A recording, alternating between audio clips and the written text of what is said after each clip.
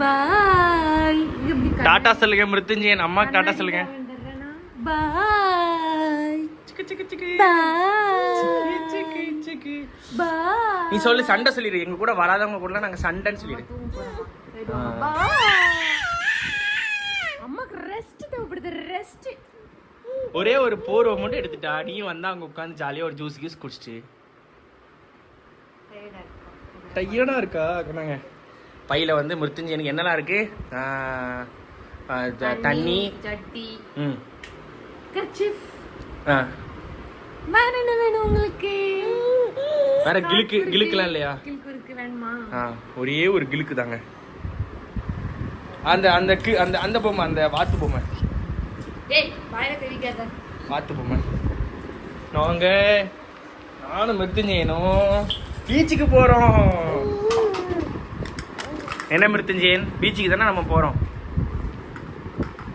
மிருத்யுஞ்சயன், பீச்சுக்கு தானே நம்ம போறோம். சிக்கு சிக்கு சிக்கு சிக்கு சிக்கு சிக்கு சிக்கு சிக்கு சிக்கு சிக்கு சிக்கு.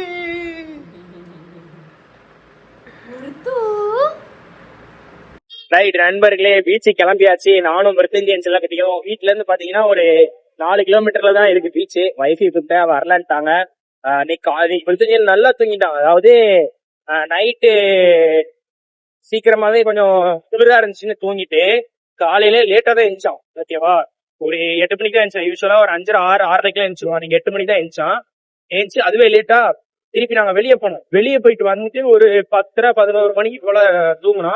3 மணி நேரம் தூங்கிட்டான். 11 மணிக்கு தூங்கினா 1 மணிக்கு எழுந்துருவான். எக்ஸ்ட்ரா 8 மணி நேரம் தூங்கிட்டான்.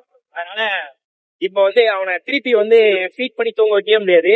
வைஃபை வந்து நான் சும்மா பேச்சுக்கு தான் கூப்பிட்டேன். எனக்கே தெரியும் அவங்களுக்கு வந்து தூக்கம் வரும் அப்படின்னு சொல்லிட்டு. அதனால அவங்க வீட்டுல ரெஸ்ட் எடுக்கட்டும். நம்ம அப்படியே ஒரு பிக்னிக் போலாம். வரேன்னு சொல்லி தான் கூப்பிட்டு இருப்பேன். பட் அவங்க வீட்டுல ரெஸ்ட் எடுக்கட்டும்.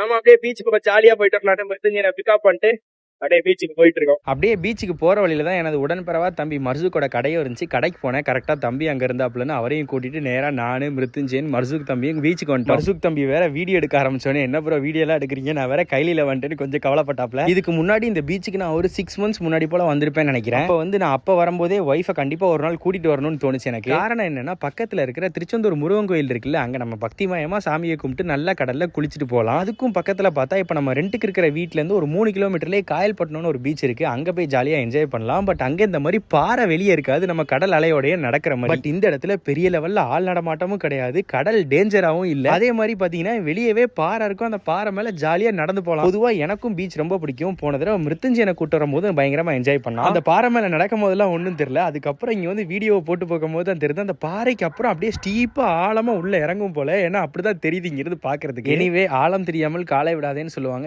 என்னைக்குமே தண்ணியில ஆழம் தெரியாம காலை விடக்கூடாது. அது எவ்வளவு பெரிய எக்ஸ்பர்ட்டா இருந்தாலும் தண்ணின்றது டேஞ்சர். இன்னொரு பக்கம் பார்த்தா நம்ம மிருத்யுஞ்சயனுக்கு ட்ரோன் ரொம்ப பிடிச்சிருச்சு போல. கையை வச்சு எட்டி எப்படியாவது பிடிக்க ட்ரை பண்றாப்ல. வீட்டுல இருந்து ஒரு மதியானம் 3:30 மணிக்கு நாங்க கிளம்பணும். கரெக்டா சாயங்காலம் ஒரு 4:30, 4:40 ரிட்டர்ன் போயிடணும்னு பிளான் பண்ணேன். ஏன்னா அவனுக்கு பசிக்கும்ல. அதே மாதிரி ஒரு மணி நேரம் பீச்ல ஜாலியா விளையாண்டோம். மிருத்யுஞ்சயனும் ஒரு செகண்ட் கூட கரைச்சல் கொடுக்கவே இல்லை. கொஞ்ச நேரம் தண்ணி கொடுத்து அதையும் ஜம்முன்னு குடிச்சிட்டு என் கூட 1 மணி நேரம் பயங்கரமா என்ஜாய் பண்ணான் பீச்ல. ஆனா கடைசி வரைக்கும் அந்த ட்ரோனை பிடிச்சாகணுன்ற முயற்சியை கைவிடல மிருத்யுஞ்சயன். பதிவின் முடிவில் இந்த கடற்கரை மாதிரி நீளமான பிரச்சனைகளும் இந்த கடல் மாதிரி ஆழமான கதைகளும் என் வாழ்க்கையில சொல்றதுக்கு நிறைய இருக்கு. பட் அந்த இருண்ட பக்கங்கள் எல்லாம் ஒரு சின்ன சிரிப்போட பிரகாசமா மாத்தி ஒவ்வொரு நாளையும் நம்பிக்கையோட கடந்துட்டு இருக்கோம். நீங்களும் அதே மகிழ்ச்சியோட இந்த vlog ஒரு லைக் பண்ணிட்டு எங்களை தொடர்ந்து சப்போர்ட் பண்ணுங்க. மனசுக்கு ரொம்ப பாரமா இருந்துச்சுன்னா நீங்களும் பக்கத்துல இருக்க பீச்சுக்கு போயிட்டு கொஞ்ச நேரம் டைம் ஸ்பெண்ட் பண்ணுங்க. நல்லதே நினைப்போம், நல்லதே நடக்கும். பாய் நண்பர்களே.